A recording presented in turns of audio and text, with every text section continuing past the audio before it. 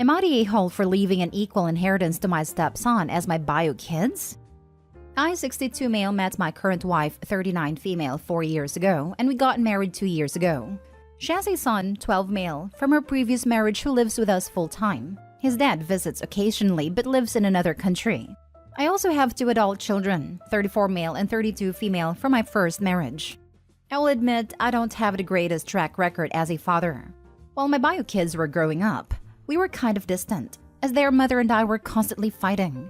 She was a stay-at-home mom while I was running a business to varying degrees of success. However, when they became adults, we, bio kids and I, became much closer. My business also grew a lot and I am quite wealthy now compared to struggling to pay bills when my bio kids were growing up. My relationship with my stepson is quite good. He doesn't call me dad but seems to view me as a very close uncle. I do my best to be a good father figure to him. If I'm being completely honest, I hope that eventually he will see me as a father figure, especially given that his father is never really around and constantly disappoints him. So here's the issue. A few weeks ago, while I was going through some things in the basement with my bio son and daughter, the topic of inheritance came up. I mentioned how I planned to include my stepson in my will and he would get a third of the inheritance.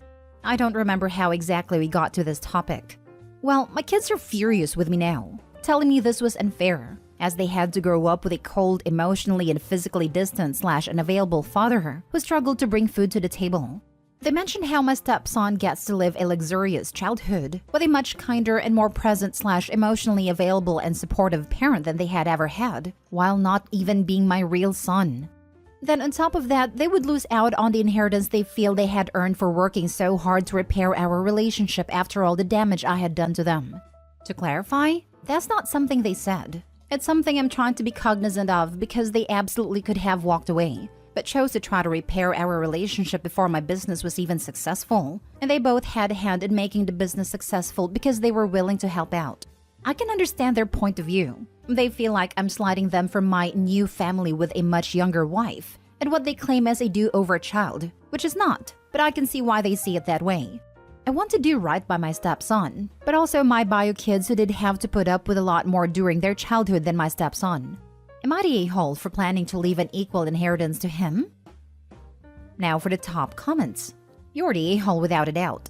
Why are you treating some random kid that you've known for 2 minutes the same as your actual real kids who you have apparently failed over and over again?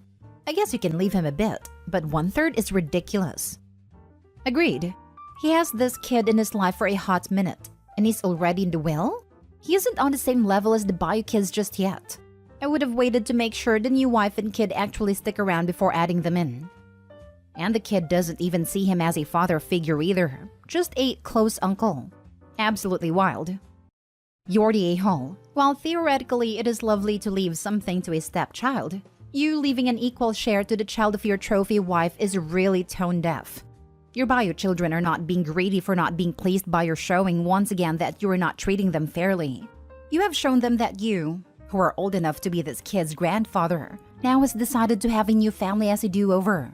Also, you do realize that your stepchild is going to wind up with more than the bio kids anyway, since you are going to leave a sizable amount to your new trophy wife and you will almost assuredly die before her given the large difference in age.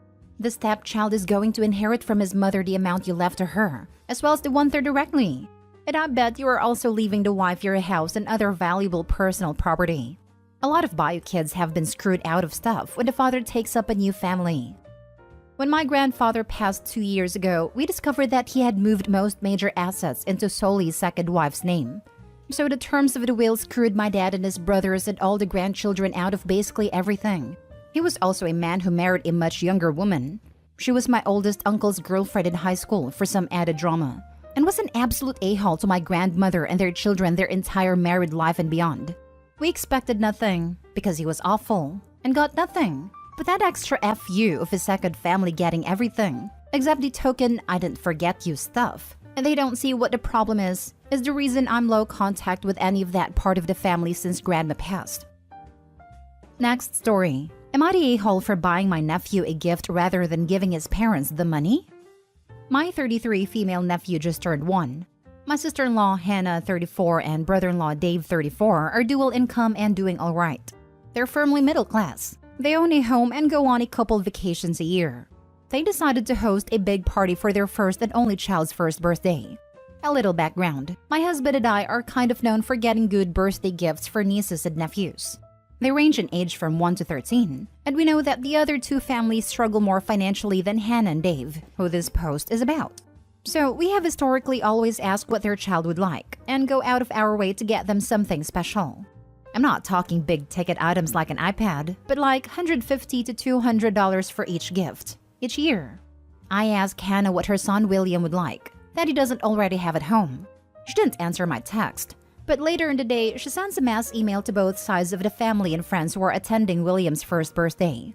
This was the email. Hi friends and family. We look forward to having you at William's first birthday. Some of you are asking what you can buy for him. What he really needs is a new deck to play on in our backyard. Therefore, we ask that everyone donate funds towards that goal, rather than physical gifts. The deck will cost a total of $10,000 and we anticipate that 35 of you will be attending. Please give as you're able. William will be so excited by this addition to his outdoor space. Love, Hannah, Dave, and William. So off the bat, this request sat weird with me.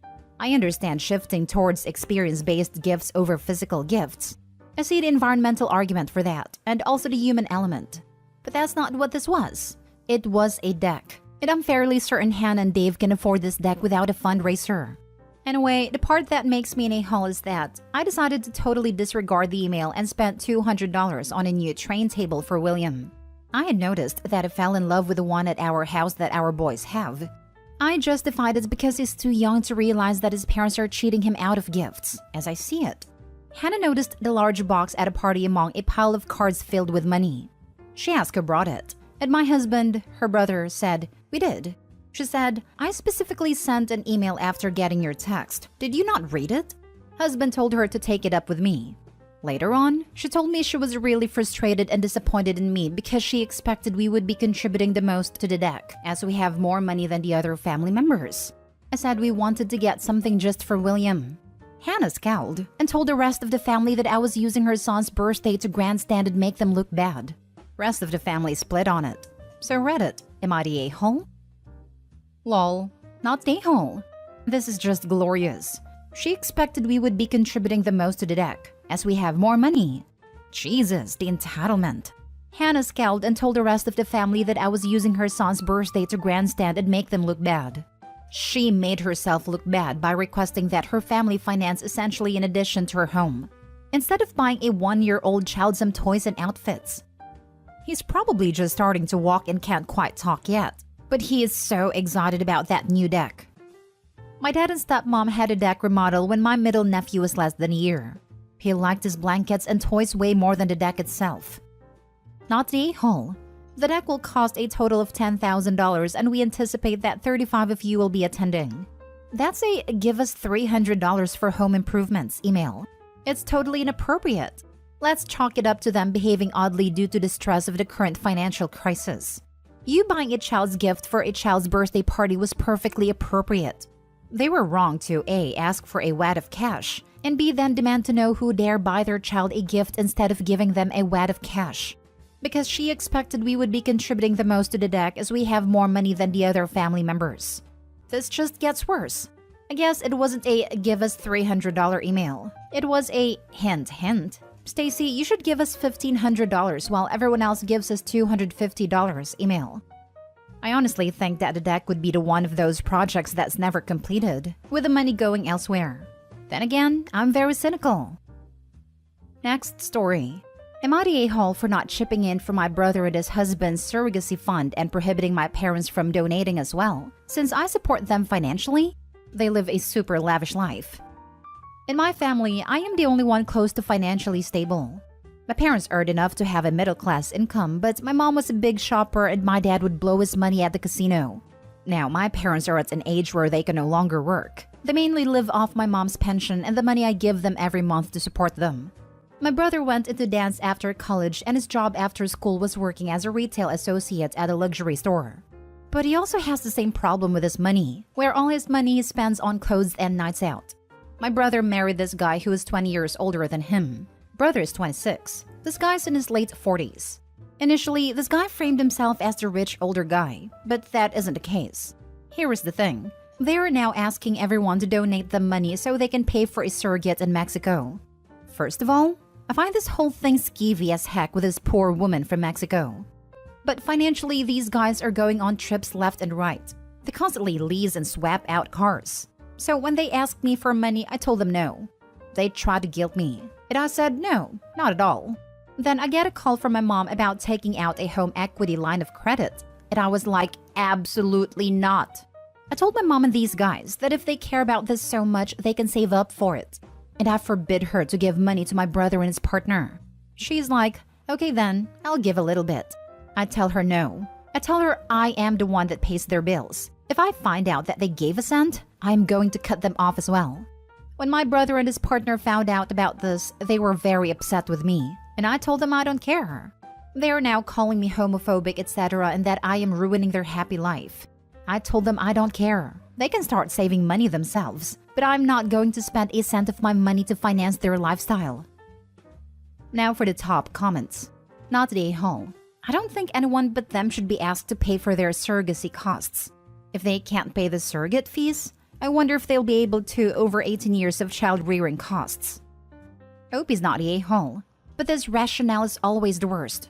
It makes no sense. Surrogacy is crazy expensive, as is IVF and adoption.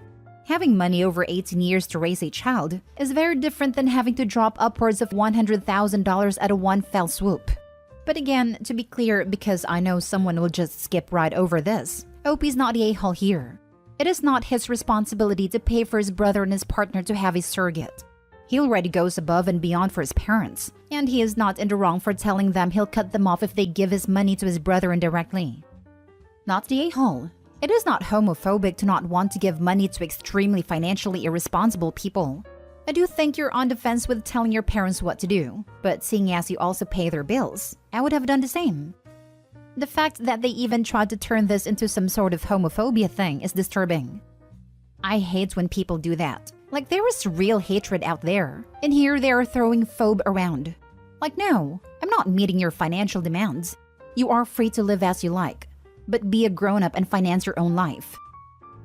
Last story. Am I the a-hole for telling my son that I don't play favorites and to get over his jealousy? I have 2 children. Laurel, 24, and Kevin, 15.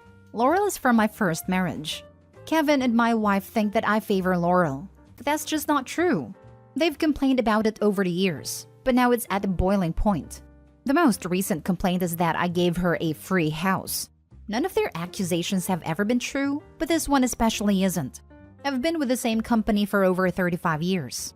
Decades ago, my job made me and several other employees travel to their headquarters so often that they bought us condos in the home city because it was cheaper at a time than constantly paying for hotels. At a time, property in the city was cheap. We had free use, but technically the company owned them and they paid all expenses. In 2020, obviously all business travel stopped. At a time, Laurel was moving to that city with her new husband and they were looking for a place. Because it was just sitting empty and would be for a long time, I told her that they could live in the condo until things went back to normal. It would be safe and clean, and it would give them a chance to save money for a better place for their own as they were expecting their first child. In 2021, 2 things happened. The company decided to shut down all physical offices for a permanent work from home, and I decided to take my retirement. With closing the physical offices, they also really wanted to get rid of the condos. They offered them to us at an extra discount. I didn't want it, but Laurel did. So she and her husband offered to pay the cost, and I let them. It was less than 1/4 of market cost, but it wasn't free or a gift to her. Kevin realizes that there's not going to be anything like that for him, and he is raging about it. He claims I've always done things like this, and that I gave her a house, but I'm probably going to kick him out at 18 like every American parent. My wife is on his side and angry about this, and that I let Laurel be a stay-at-home mother, and not her. None of these things are true. I didn't give her a free house. I let her buy one for a discount, because she happened to be buying at the exact time that there was any opportunity for one. Also, she got to be a stay-at-home mother because she happened to be having a baby at the only time in modern history that required people to stay home, not because I was funding her. I realized how it must look, but really, she just ended up doing things in special situations where there were unique opportunities. I don't think I'm in the wrong here, because I don't treat my children differently. If I happen to come across an opportunity for Kevin to do the same with the same, I would make sure he's aware, but I can't imagine I would. Not the a-hole, but honestly, I feel like your wife is the source of what Kevin is spewing out. What 15-year-old boy cares about housing? It seems like your wife is using Kevin to try and get you to buy a property in his or her name to even the scoring between Kevin and Laurel. My thoughts exactly. There just ain't no way a 15-year-old on their own would suddenly realize there's not going to be anything like that for him.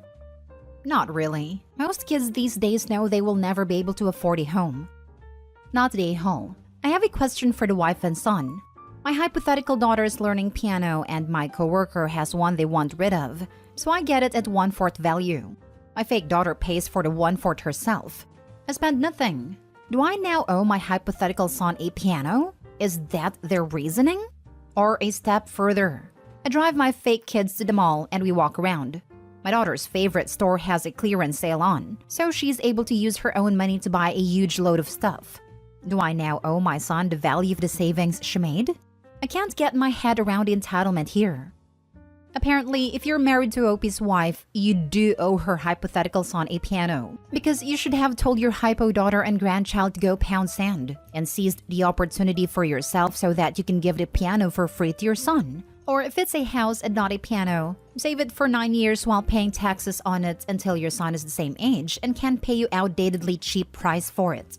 Then, and only then, would you be doing the fair thing. Seriously, tell me she's a wicked stepmother without telling me she's a wicked stepmother.